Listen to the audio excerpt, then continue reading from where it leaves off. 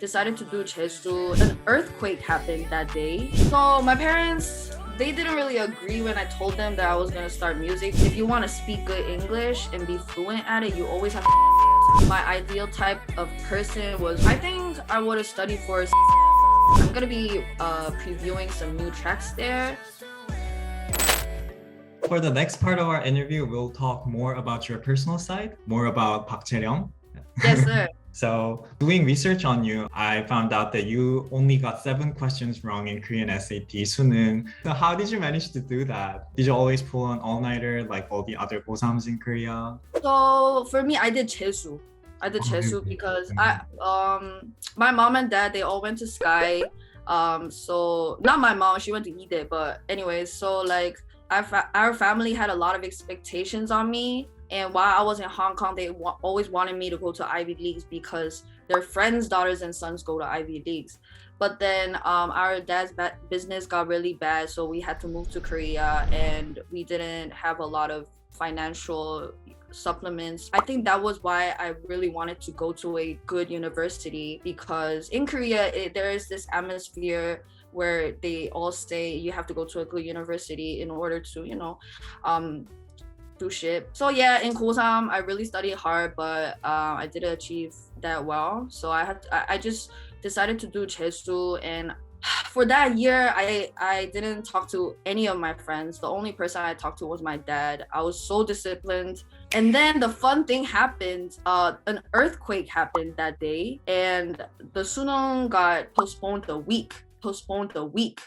And for me, it was like a huge amount of time, because for a whole year I've been planning and scheduling like every single day what to do and to just get shit done, and then that happened. So I did worse than I used to do, but I had no regrets because I really poured out everything.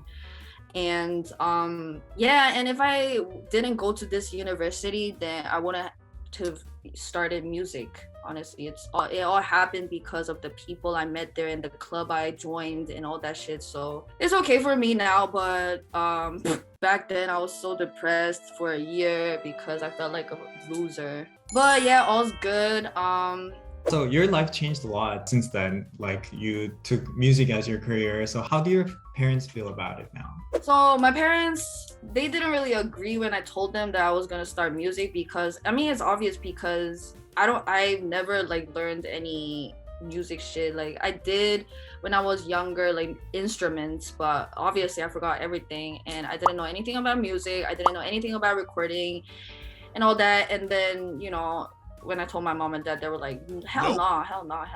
But I showed them through SoundCloud that I'm not just playing around. I'm really serious about it, and I can prove it to you. And then like a month or 2 later, they started listening to my songs, and they were like, okay, you're not just playing around. You're really serious about this. Okay. And then they just started believing in me and started kind of supporting me. But it took a long time.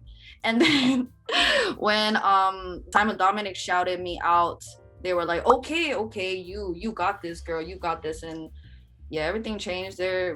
You also worked as an English teacher in 학원s before, and so most of my subscribers are very much interested in learning and studying English. So any studying tips for them? I think for me, so before I did have students who wanted to speak good English and all that stuff. I'm not a good English speaker too, but the one tip I tell them is that if you want to speak good English and be fluent at it, you always have to use it. Like, you have to use English to think, just like constantly, even if you're alone, just talk, and I think language is something that you always have to use to get better. So that's the only tip I want to give. Like, you don't have to be super good, or like your grammar should be always good. You just have to communicate and let the people know what you're talking about. So I think just use it all the time, and you'll get confident with it. What do you usually do in your downtime? What's the first thing you do when you come home after a long day?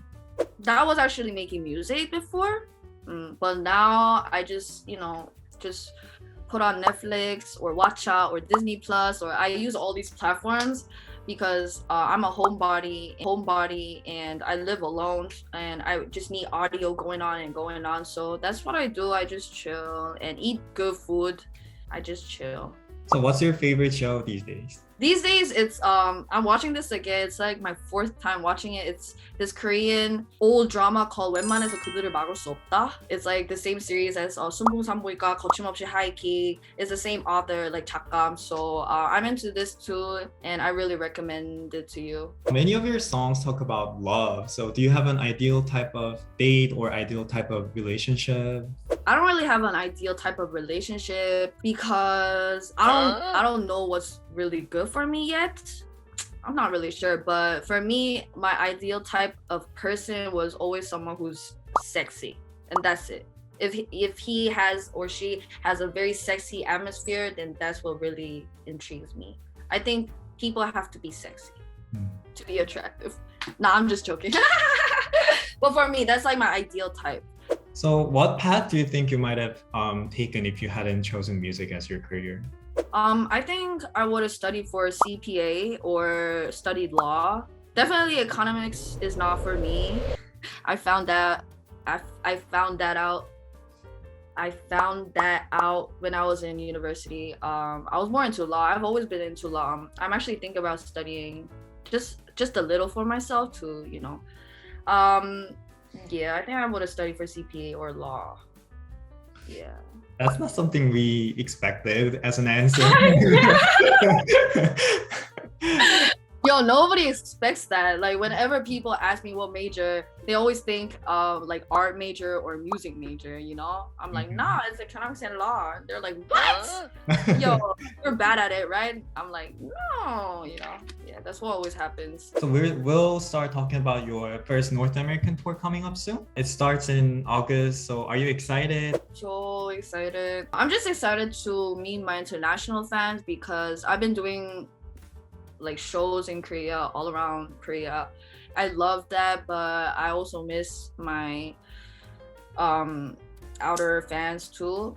Is that the right term? Like my international fans. So I just really miss them, and I just really miss the energy they have. It's very different. I think it's kind of different. It's both of them are great, but it's slightly different. So I'm just excited to perform in front of them, and I'm gonna be previewing some new tracks there on my wifey tour. So I can't wait to show that to the people that I respect the most and love the most. So yeah, I just miss the energy because they made me realize that they always got me and I always got them too. I just really miss them. You said in one interview that you'd like to become a global artist who travels and performs all around the world. And I think now you kind of achieved that since you successfully finished your tour in Europe last year, and now you're doing your first North American tour. So how do you feel about that? I feel great. I'm just very grateful that I get these opportunities. It's all thanks to my fans because they're out there supporting me. So that it's all thanks to them that this all happened. So yeah, I just feel awesome. And also I want to go to like Asia tour and also a Europe tour again because Paris and London was amazing. But definitely Asia tour because I want to go to Japan, I want to go to Indonesia, Thailand, China, and everywhere because, you know, and Hong Kong too. That's like my hometown. So yeah, I would love to go to Asia tour too. Yeah. Yeah, I'm so greedy, but yeah. So do you have any other goals as an artist in the near future?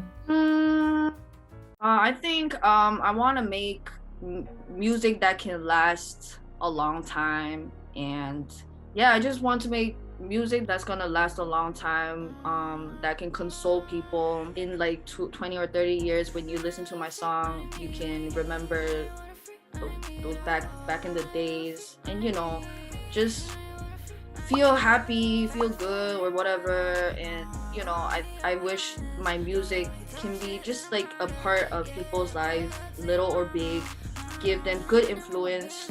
Just, you know, I think that's like my only dream. Like I don't really care about money or anything like clout. Nah, I'm not into that. I'm just into music I wish I just want music to be my biggest strength.